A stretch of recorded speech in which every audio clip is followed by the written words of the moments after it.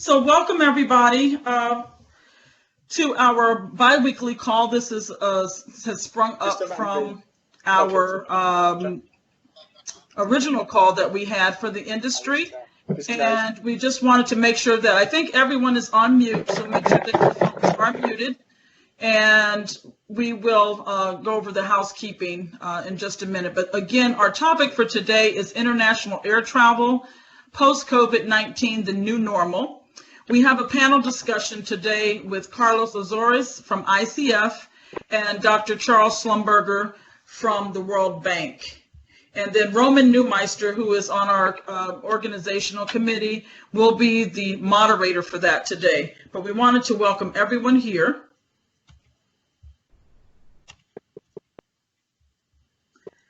Just some housekeeping items for you all to keep in mind. This session will be recorded, so if you do want a copy of that, we will actually be sending that out to all attendees. We ask that you do mute your phones. I believe they are muted already. We ask that you do ask questions in the chat box. And then at the end, we should have time for those questions. We will unmute you at that time to either ask that question, or our moderator, Tanya, will be looking at those questions and asking them out loud for our panelists. Again, all questions will be answered at the end of the call. Should there be any questions that are not answered, they will be posted on the GBTA Return to Travel think tank site. Do complete the survey at the end of this call, and do enjoy yourself. Just to introduce you all again, for those of you who are the first time on this call, we do welcome you and say thank you for joining. The rest of you who have been on our other calls, again, welcome for you. My name is Carmen Smith. I am the Senior Travel Manager of Travel and Events for ICF. Andrew Wilcox is my manager in travel for Europe and Asia for ICF. We also have Charlie Grappon, who's the Director of Sales, New York City for Citizen M Hotels. Roman Neumeister, who you will hear from later, is Travel and Global Security at the World Bank. Kathy Rigby is the Program Manager for Travel, Risk and Safety, CFA Institute.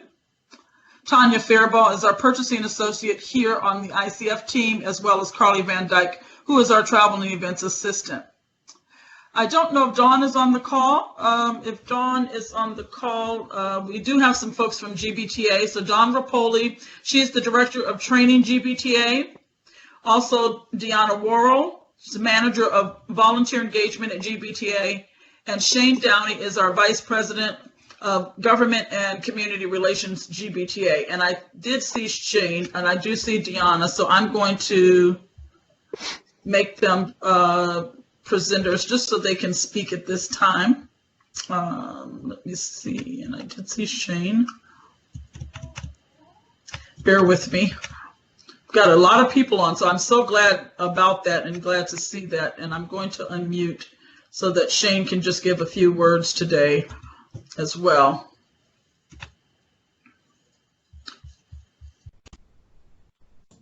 Thank you so much. Again, this is just a fantastic example of grassroots efforts by travel industry members and having these conversations and continuing them on in the hub and the private in the chat box, and really looking forward to today's presentation and information, and taking the opportunity to learn for myself as well.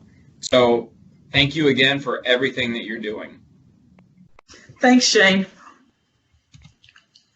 So I'm going to just talk about our presenters, and actually I'm going to turn the release the controls back over to Roman.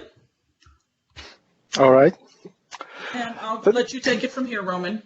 Thank you very much, Carmen, and welcome everyone to our second call, the grassroots activity call that sparked or that came out of the GBT Hub discussion about what to expect post-COVID-19.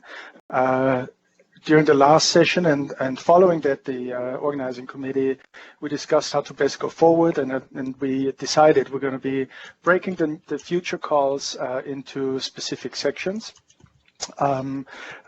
Today we decided we talk a little bit about the aviation. Future calls will be about accommodation, transportation, etc. And one of the main objectives is, in the spirit of the GBTA, these are not going to be sales pitches. These are going to be educational sessions where we try to invite industry specialists to talk about their topic. I was just, Carmen, when you read the names of the organization committee, I was trying to somewhat calculate the numbers of years of experience we have combined, but I stopped at some point because it was too long. But with that said, again, we're talking about the impact on the aviation industry. And we have two distinguished guests today as panelists. One is Carlos Osores. He's a principal and aviation consultant for ICF. He's an air transport specialist with more than 18 years of experience, both in the private sector, obviously, but then also coming out of the airline industry as a revenue management and pricing member at American Airlines, as well as Air France. So we will hear from Carlos a little bit later, and now I'm trying to figure out how, here I'm moving to the next slide. The second panelist is, and I'm very honored and proud to say, not only a colleague of mine, but also a dear friend of mine, Dr. Charles Schlumberger. He's the lead transport specialist at the World Bank, so we both work at the World Bank. Charles is a Swiss national and the lead air transport specialist at the bank. He's responsible for policy and developmental priorities in the field of air transportation, advising governments on all aspects of the transportation community, and a specialist in restructuring, privatization, air transport safety, security projects, and many more. So with that, just go to next. We will ask Charles as our first guest speaker to talk about the impact on the aviation sector from a commercial economic perspective. So Charles, I'll give the control to you. And as Carmen also pointed out later, you have an opportunity to ask additional questions. During the presentation, please put your questions into the chat box. And we'll try to answer them as best as we can. So, Charles, let me see. You're in control of the presentation now. So,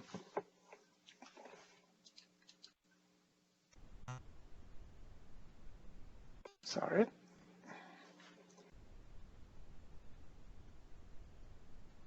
Charles, are you there?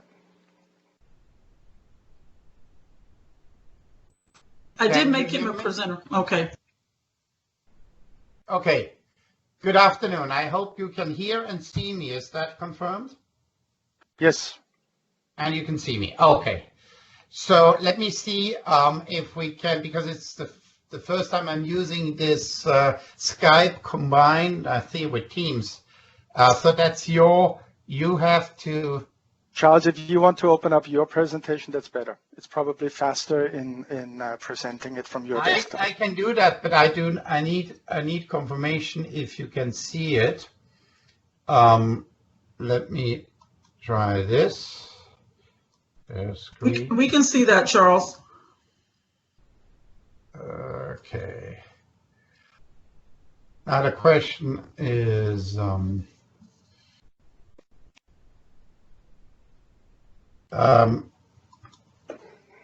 We tried it yesterday. Do you now see the first, the title page of the presentation? Or do you still see the desktop? I don't see anything. So Charles, if you just open your own presentation. Yeah, I'm doing that. Just, okay, I'm opening the program. And then on the bottom of the screen, you have that monitor sign with the arrow pointing to the right top part, and just click that. So it should. There we go. It's Do you loaded. have it? Can you see the first page? Yes, we can. Okay. So, good afternoon. I will talk very quickly about global aspects about the impact of the COVID-19 pandemic on air travel. And basically, let me start about the situation we had by the end of last year, before all that happened. We had recessions in the past, and here you see two graphs. You see one line, which is the US Treasury yield curve, which is somewhat an indicator of trouble to come. And you have the business confidence index of airline CEOs. And the general impression was end of last year, things are slowing down, confidence is going down, but we were still pretty much in business. Why was that? On the one hand, you had passengers, revenue per passenger kilometer climbing. That means we had more and more people traveling.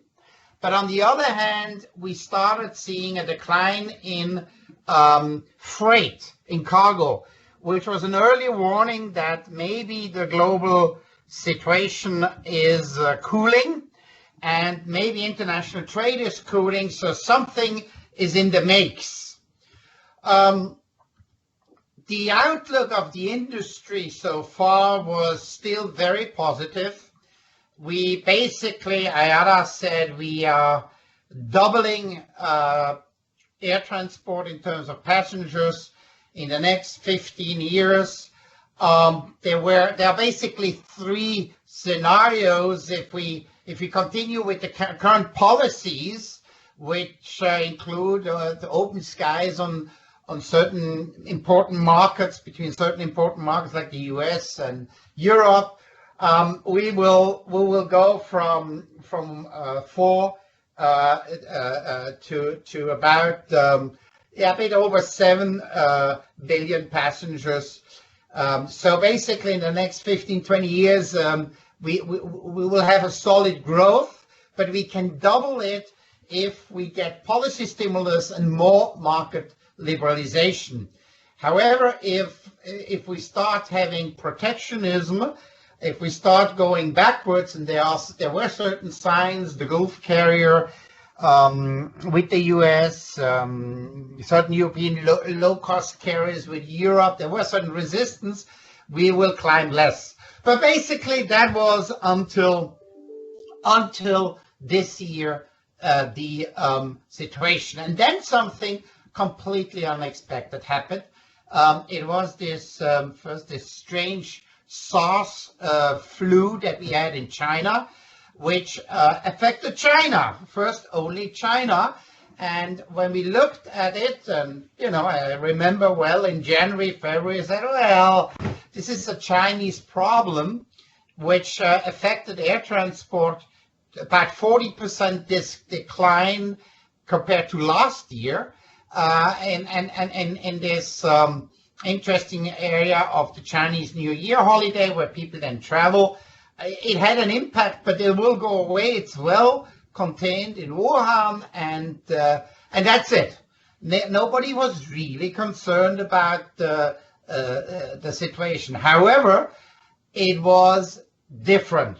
It had impacted suddenly the whole world. We have done different analysis. I'm sharing the one on the Americas, on Latin America we have done.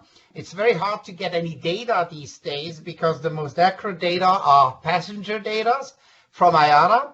But these are, of course, inaccurate these days because people are giving back tickets, getting reimbursed or rebooking, and what they initially bought is void. So we used scheduled seats, and we use flight radar data, which basically follows the airplane. With those scheduled seats, you see those two tracks, those two colors. you see that there are much more scheduled flights than actually flown. You see in Panama, very little has then actually been flown. And you see those other cities, basically everything collapsed. Now bear in mind that those scheduled seats that were actually flown, most of them are also empty. So the real figure is basically catastrophic declines in these markets of about 90 to 95%. I spoke to several CEOs of the region, Avianca, LATAM, etc., and they all told me some 0, some 5% of the traffic. So the question really is, what does that impact have on the global economy? What is our outlook for this year? Because we probably have a recession, and the IMF has came out with this first graph that says that yes, the world is going into a recession, about 3% negative. It's basically what the growth we had last year is reversed this year, but next year everything will be okay again. Next year we'll have growth again. Here we see the different markets. Most hardly hit Italy, that really didn't have growth in the past, but also Germany, France, UK, US, Japan, all have negative growth. But for next year, everybody is again relatively optimistic. So that is clear for us all. This year is looking bleak. So in terms of bookings, international travel, we saw a deep decline in all regions.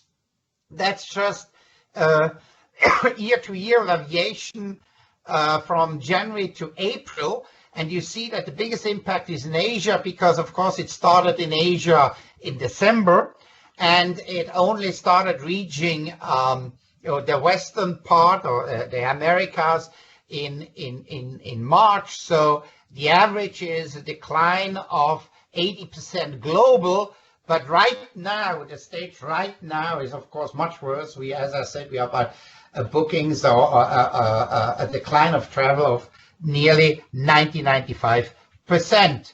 And we see that all markets around the world have been hit. Where there's still some traffic is the United States. They are quite active with the CARES Act. They have to fly 5% of all destinations. And these flights are on, and load factors are about 10%, 15%, what I hear internal in the industry. Those airplanes would not fly otherwise. So if we look at the travel industry, the international tourist arrivals, they have had a steady growth over the past years in line with the airline growth. We for the moment, the estimate for the moment is a range of decline between 20 to 30%. It is maybe even worse, but that's still an average given on the first couple of months that were not affected. At least into February, they were not affected, but that's a sort of a first idea where we are. But it is still a dramatic decline of international arrivals in the world. If we look at the picture on another picture on international arrivals in the first quarter, January to March, on the different regions, again, keep in mind that it is, of course, certain regions have been affected much less. So that's why Americas is down 25 to 30%. And then you have Asia that in certain parts are like 60%, 40% decline. But it is clear every region is affected, everywhere there's a decline. So what impact does that have on scheduled flights? Here we have the latest comparison that I could generate compared from a specific day, end of April, And here we see now that that we have globally about 2/3, 66% less flights compared to last year. And if we keep in mind that the load factors are dramatically lower, I would say we have that confirms again, end of April, the global decline of air traffic was between 80 and 90% throughout the world. That is completely unprecedented. That has never happened before since World War II. Never happened before. We can compare it to the situation in World War II, and there was, pre-World War II, there was a world air traffic schedule quite active. Of course, not the figures we have today, but this is something that we have not in the books. So everything that we now assume how the future will look has to be kept under the perspective that it had never happened before. We just don't have any experience with this situation. So let's talk about the airline industry. The airline industry itself forecasts an industry decline throughout the year of about 50% globally. There was a projection done in March. It's a moving target. It starts to seem that the relatively quick recovery is delayed. We start observing that even in China, governments start becoming careful with reopening too fast. The optimism is going, is retrieving, which means it might be even worse on the airline industry this year. I mean, revenue are of course down dramatically, and the industry is taking a hit. So what's the outlook? What are we expecting? And they are basically, here I'm using a lot of outside sources. Basically, there are three models that are possible: a V shape, a U shape, and an L shape. Where I disagree a little bit is with the time frame. A V shape is a sharp decline and a sharp recovery starting in May. We don't see that at all. A U shape is a sharp decline and then a slow recovery to mid-late 21. Hey, Charles. Yeah. Charles, I'm sorry, this is Roman. Sorry to interrupt, but I think your slides are stuck. I only see, I'm still on the airline industry slide, region of airline registration. Slide 15. Still on 14. Uh-huh.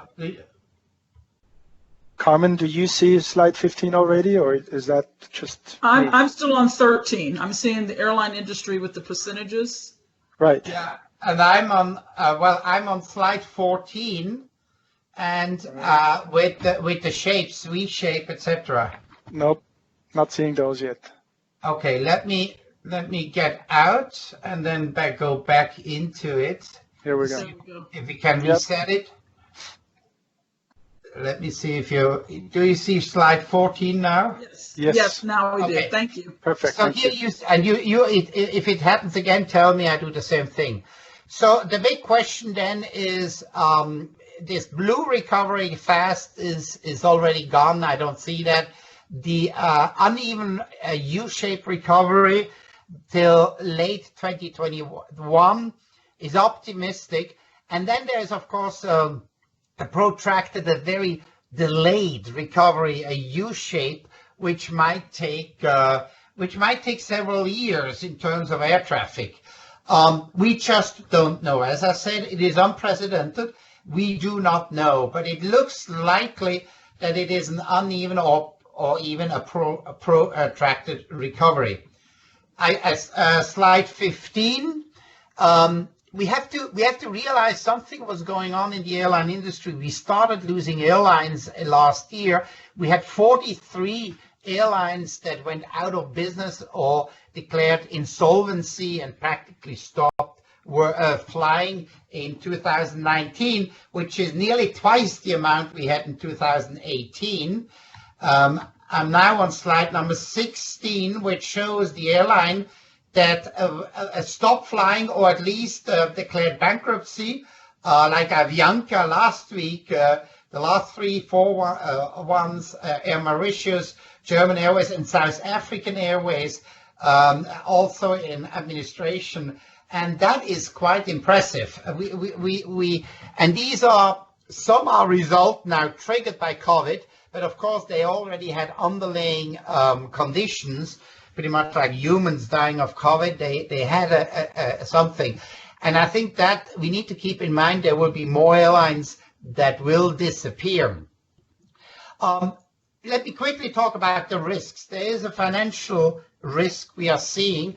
This is the Dow Jones Industrial Average, which basically is the index of the 26 most important stocks in the United States. And that index has basically doubled from 2012 to 2018. And there's something called price earnings. That's the price you pay for stock to the earnings that the company generates per stock. And that is an average of 15 over the past decades, multi-decades. That's basically the body measurement index of the Dow Jones is 15. Since 6 years, it was 30, 31. That means it is twice as high than what it traditionally is, which means there's a huge speculative component which comes from money supply. That is a risk. That might correct. And if it corrects, people feel that they are getting poorer. And why is that? We see here the Federal Reserve in the United States since the last crisis in 2008, when we had about 800 billion in assets, that means 800 billion were printed and distributed, went up to 4 trillion before COVID, now at 6.1 trillion, and is talking about another 2 trillion. This is unprecedented in terms of money supply, which of course flows into all kind of assets, but is a risk in itself. Here we see the dramatic increase in 6 weeks of 2.26 trillion additional liquidity. Remember, 800 billion up till 2008. Now we are at 6.6 trillion. That is a risk. We also have long-term and short-term economic cycles. Historically, the short terms we know, it's recession and then a recovery, but there's an interesting cycle that seems to be somewhere between 50 and 70 years, after which you have a lost decade of 10 years. I'm not an economist, but these are possibilities for the way forward we just need to keep in mind. And then finally, one big risk is, of course, the global debt. I hope you all see this slide number 22. The United States is now at 104% debt, public debt to GDP. In other words, after World War II, we were at 114. We are approaching post-World War II debt levels, and that is concerning as well. All of these data I'm giving are public data, and it's another World Bank prediction. We do not make predictions, but I'm showing risks.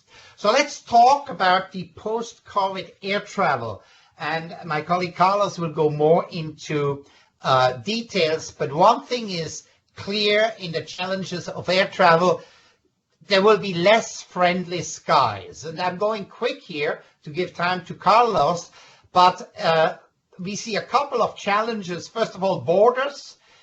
Borders will open, will close. There will be new requirements. Right now, many countries require testing before air travel when you arrive. Schedules of airlines will become unpredictable. Flights will be cancelled on short notice or rescheduled. We will also see that some long-haul flights, which usually are less profitable, will simply be cancelled. Short-haul flights, sorry.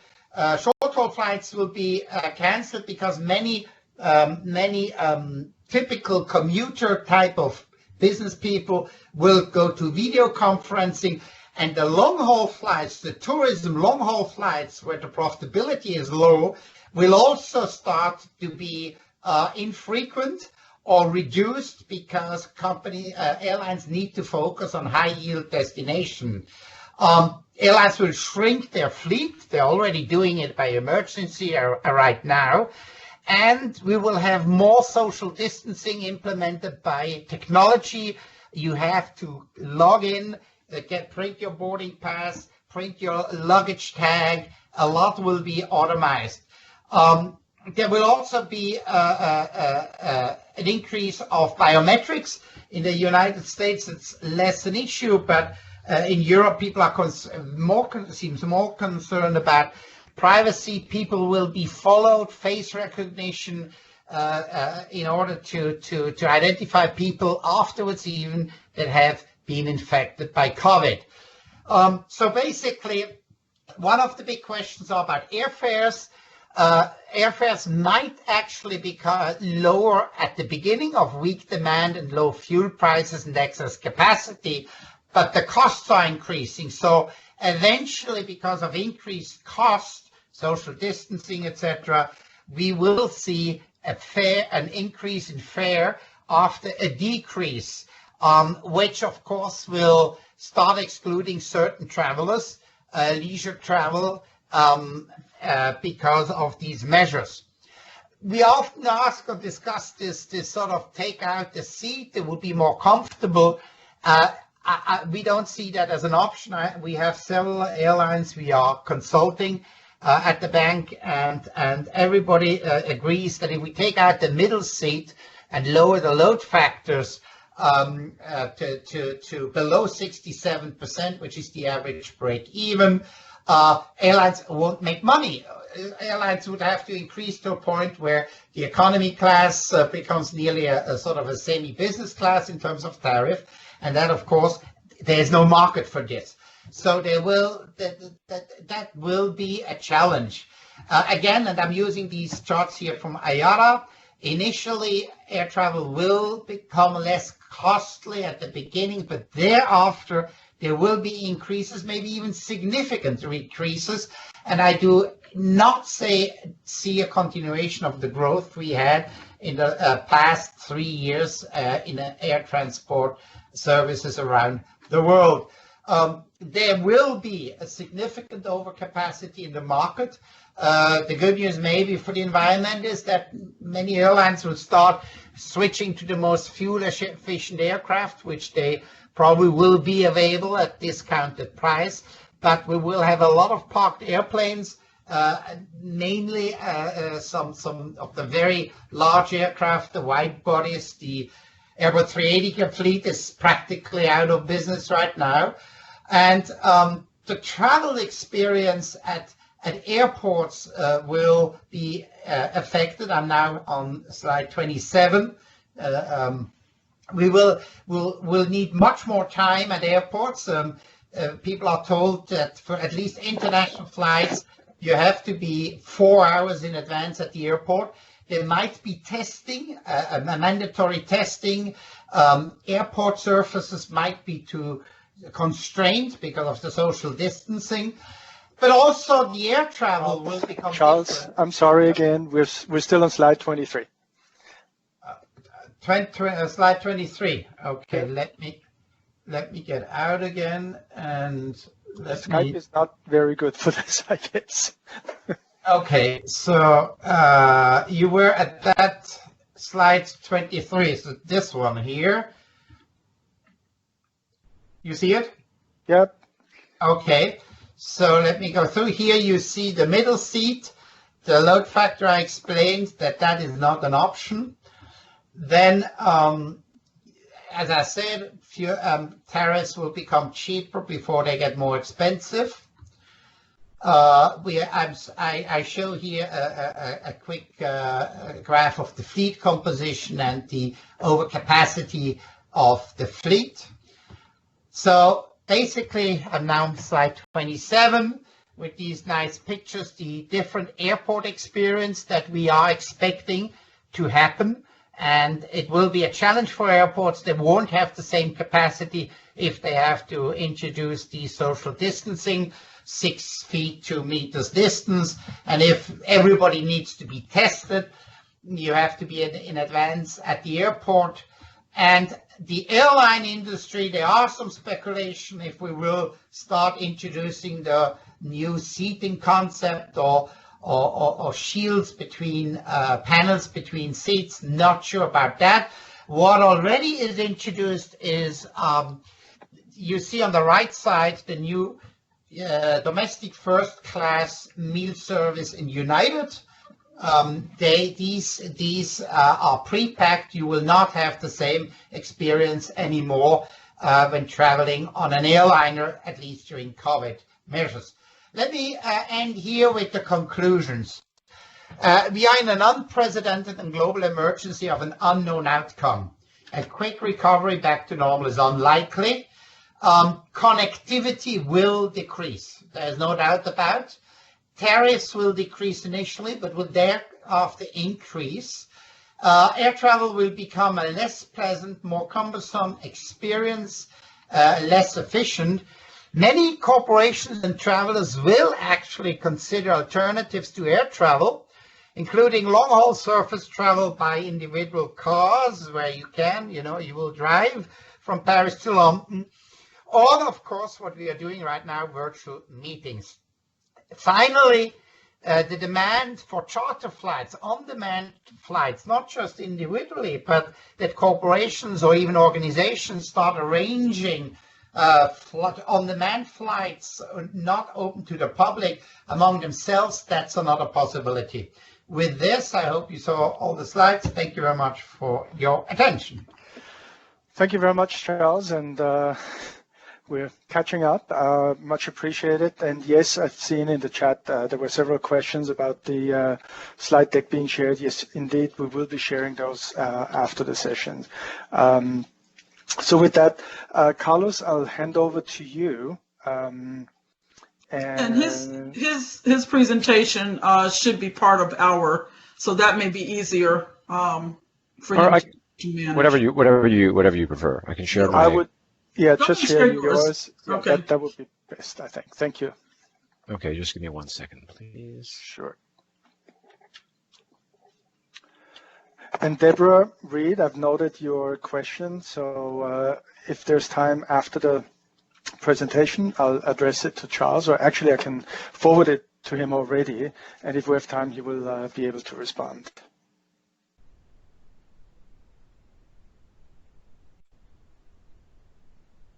Okay, it should be loading.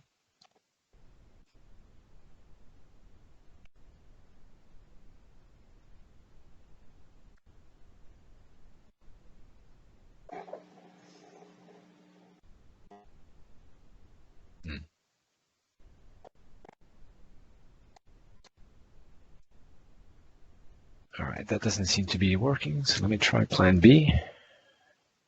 I'll share my desktop instead. That might be. Yeah. So I think going forward. Are you able to see the presentation? It is loading. We can see it. I can see it now. Okay. You can see it. If you can see it, if you're in the chat, just let us know you can see. I can see it. Okay, perfect. I won't be able to see the chat, so all I can see is my desktop. So with that, Carmen and Roman, thank you so much for having me. I will try to complement what Charles has been saying and not bore you with repetition.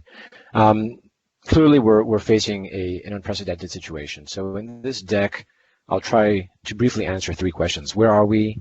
Where are we as an industry going? And ultimately, how might this affect business travel? So no surprise to any of us on the call that the industry has virtually ground to a halt. On the left, you can see flight activity. This is actual flights from Flight Radar, who we have a collaboration with. So this is based on flight tracking data. You can see that Asia was the first to shut down or to reduce flights as a result of the epidemic appearing in China. But then around mid-March, the rest of the world soon followed. And on the right, you can get a very clear sort of visual representation of the airline route networks in the beginning of the year versus the last 2 weeks. You see primarily flying in North America and in China, and then some limited long haul. A lot of that long haul is actually cargo flights. And then the reason you still see what appears to be a robust environment in North America is largely related to the CARES Act, which is sort of artificially propping up airline capacity, and we'll look at that in a minute. Carlos, I'm afraid we're losing. Oh no, it's still working. I'm sorry. So it's still too soon to speak of a recovery, but we're seeing, for instance, in China, where they've been able to more successfully contain the spread, that flight activity is slowly recovering. So about 30 days, so about a month after the first confirmed case, you saw a noticeable increase in flight activity. So it had been 80% below prior year, then it jumped up to about 60% below prior year activity. And then in the last couple of weeks, we're seeing a slight uptick as the number of new deaths has fallen drastically. But it's still understandably far below prior year levels. In the case of the North American market, or the US market specifically, our flight activity is about 50% of pre-crisis levels, which, if that's all you saw, you'd think, the situation might not be that bad. But the reality is, looking at the TSA checkpoint data, that travel is about 6 to 8% of prior year levels. So again, as I mentioned, the CARES Act obliges the airlines who are receiving federal aid to continue to fly a base schedule. So we're not yet at the recovery phase, that's clear. And the way we see the recovery playing out is through 3 phases. Right now we're in this quarantine phase, which has lasted, well over 2 months. There's depending on the country, some are being extended further. And during this time frame, you have basically 3 types of flights. You have essential passenger flights, you have repatriation, and then cargo flights, including many passenger airlines have retrofitted their aircraft to be able to transport cargo. So that's the only part of the, let's say, sector that's holding up quite well in comparison. And then once we begin to exit this quarantine phase, and again, that's happening slowly and at different rates in different parts of the world. Even within the U.S., we're seeing that happen at different rates within different, each state. We're going to enter what we would call the pre-recovery phase. And this isn't the new normal by any stretch of the means. This is basically what aviation could look like prior to having either a vaccine or treatment, an effective treatment for COVID-19. This recovery phase can last anywhere from 6 to 18 months, possibly longer, although hopefully not. It's still unclear as to when we will have an effective treatment or vaccine, which then obviously needs to be widely distributed. But during this pre-recovery phase, we're going to see a recovery first in the domestic sector. The international borders will remain in many cases closed or only partially opened with significant restrictions on entry. For instance, the UK, Spain, they're talking about reopening that's going to require a 14-day quarantine for any visitors. So clearly that's going to severely constrain international travel to those countries in this pre-recovery phase. We're also going to see significant use of social distancing throughout the journey. So at the airport, on flights, but of course also at hotels, in the car rental. The entire experience is going to be, as Charles pointed out, a pain for good reason. We don't think that things like blocking the middle seat are reasonable. It's not a sustainable practice. It's only something that can be done right now when there are very few people flying, but it's not a viable solution, and nor is it really a reasonable one, considering that you're not ensuring the distancing at every single step of the passenger journey. So we think that there will be other methods that can be put in place that will be effective and allow people to travel. But that being said, we like to say it's really the brave will fly. It's the people who right now would be at Disney if they could, or it's the people who have to travel because they have to go and visit a friend or relative. But it's going to be essential travel during this pre-recovery phase, and the pressure is going to be on the industry on all parties to really make customers feel safe. And so we're already seeing even the airlines are coming out with branded names for their cleaning, like Delta came out with Delta Clean, and so it's sort of a X-point checklist of all the measures they're taking to ensure that the aircraft are clean and that passengers are safe. Only when this recovery phase or pre-recovery phase is over do we enter the recovery. And that's going to be a slow process. Obviously, the ability for the industry to recover is going to depend to a large extent on how long this pre-recovery phase is, because it's going to put a significant strain on the airlines, on suppliers, on our economies. So the longer this pre-recovery phase lasts, the more severe the damage. But once we do enter the recovery phase, that's where we'll see, full border openings, of course, with new controls in place, the same way that after 9/11 we had new security, physical security controls. We're going to have new health security controls. That is without question. The social distancing will go away. At that point, people won't need to wear face masks and won't need to maintain the 6-foot separation. So while there may be some lingering fears, the practices themselves will not be necessary. But after this social experiment that we're all living through, our behaviors will change, and the question will be how much. So the speed of the recovery will depend on how deep this recession and which airlines actually make it to the recovery phase. As Charles mentioned, there have already been airlines declaring bankruptcy. We think this is only the beginning of this process, but there's going to be a period of reckoning, which is going to really challenge airline balance sheets. So we've come up with a recovery forecast, and it doesn't really matter what letter of the alphabet you pick or what shape you want to talk about. What matters is this year and the next. So this year, we believe that even the IATA numbers are still a bit conservative, given that the reopening is taking longer than anybody expected. I think when this crisis hit, we were all kind of thinking, we've been through this before, and it probably won't be as bad. But it's turning out to be, I think, much worse than anybody expected. So our view is that this year will be globally at less than 40% of prior year traffic.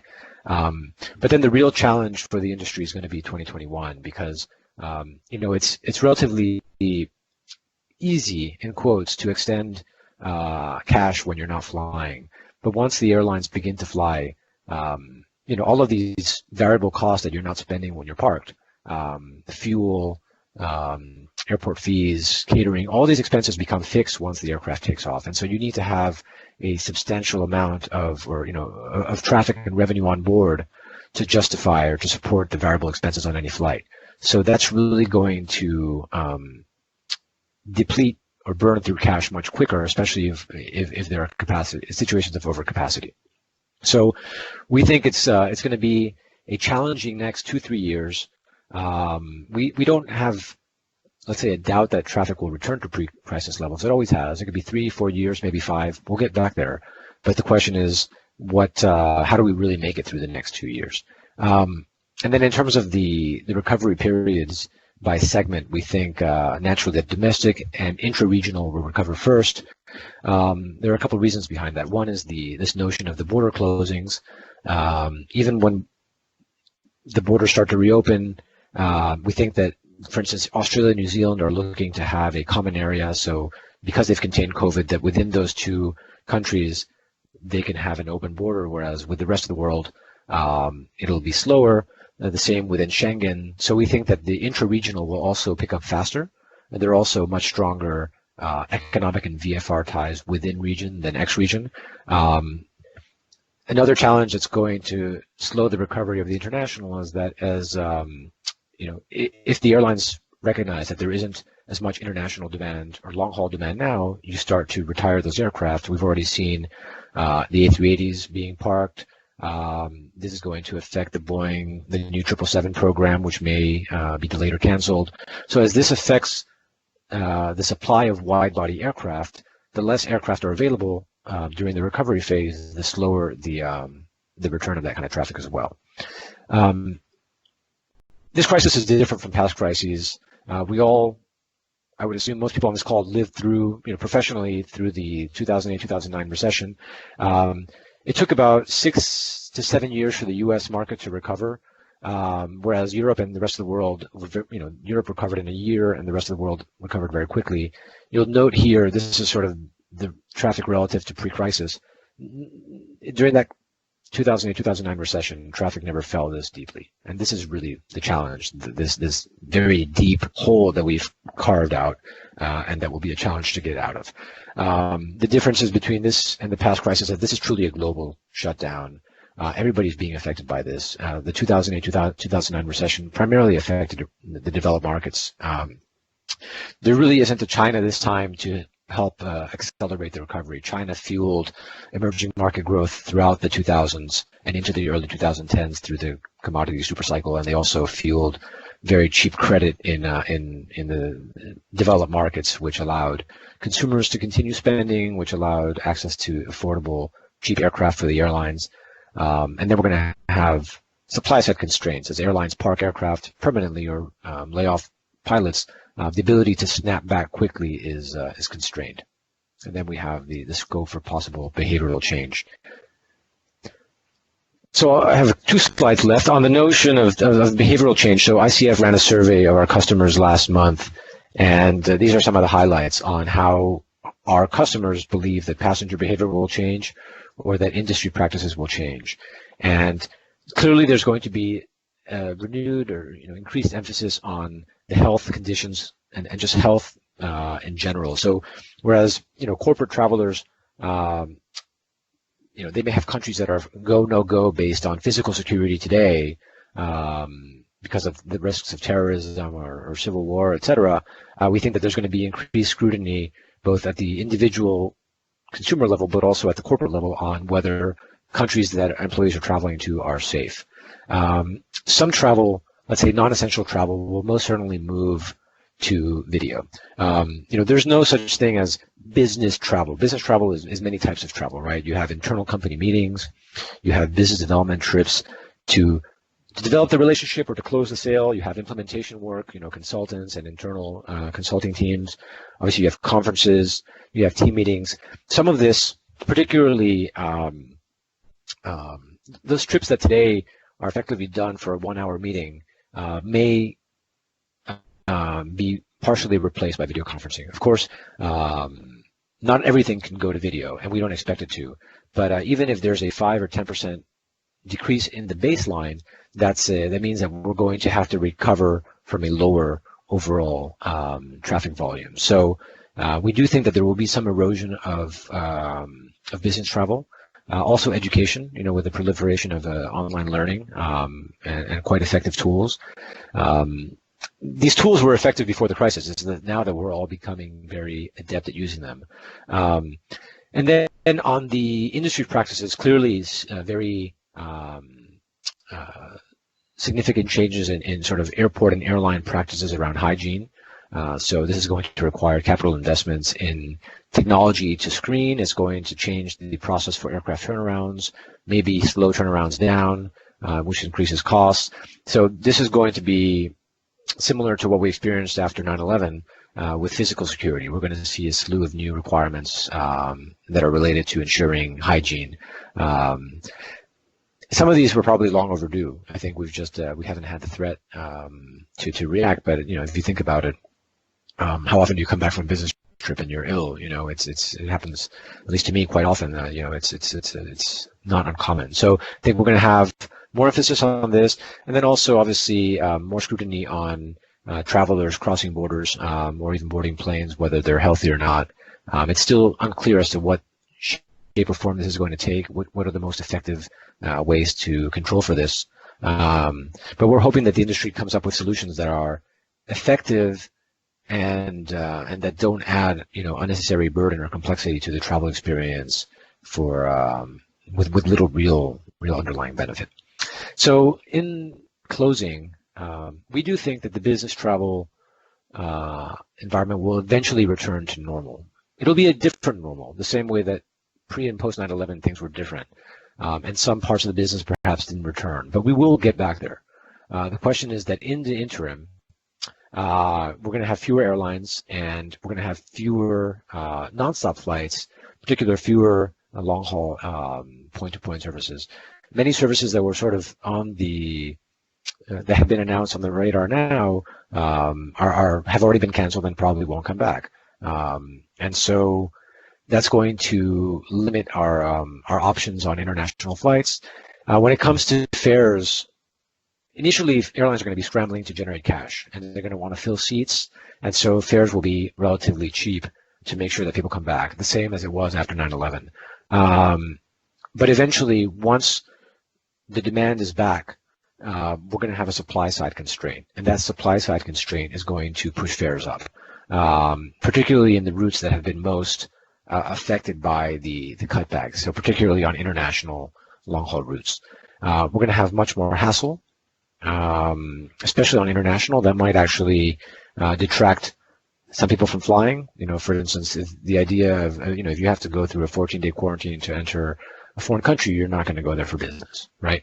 We're also going to see fewer conveniences during this interim phase. So airport restaurants either not open or offering a different and reduced experience, maybe no access to VIP lounges, limited in-flight service. Charles shared the boxed meal he got. So this is certainly going to be with us for the foreseeable future. I think companies are going to require or scrutinize travel decisions more than in the past. So non-essential travel is likely to be replaced with online tools. We don't foresee a healthy environment for corporate events or conferences in the near future. And clearly, this really strict emphasis on social distancing at every step of the traveler journey, until we have a treatment or a cure, at which point we can begin to recover the travel habits that we remembered from the past, with, of course, some new processes and procedures in place. So with that, I thank you and open to any questions. Thanks, Carlos. This is actually Tanya. We had a couple questions that were posted. Any questions that we don't get to will be posted on the GBA Return to Travel think tank. So the first question that we had was, will airline companies still be willing to negotiate deals with corporate? Okay, so I don't know, the question isn't for me. My feeling is there's really no reason why airlines wouldn't be negotiating. I think they might even be open to better terms. So if you think about it, airlines are going to really need to get people to fly. They need to drive cash, especially as in this immediate term. So think about it. Right now, there are a few advanced bookings. Airlines typically have a very short or negative cash conversion cycle, meaning that they are, they collect the revenue, they collect the cash today, they record the revenue when passengers fly, but they collect the revenue early, and then they spend the money later.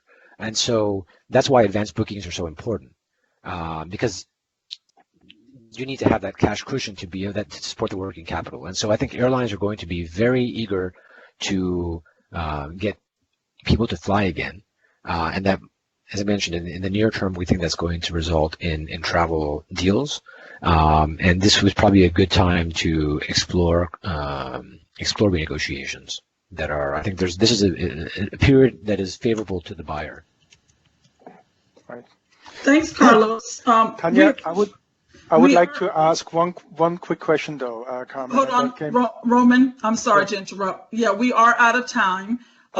It is 1 minute, and I wanted to thank everyone for your questions. We will post them on the GBTA Return to Travel Think Tank Forum.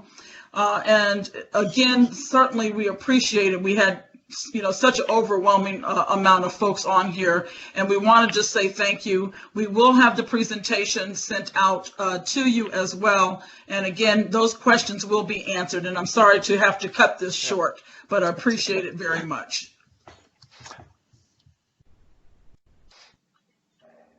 All right, thank you so much, everyone. Thank you.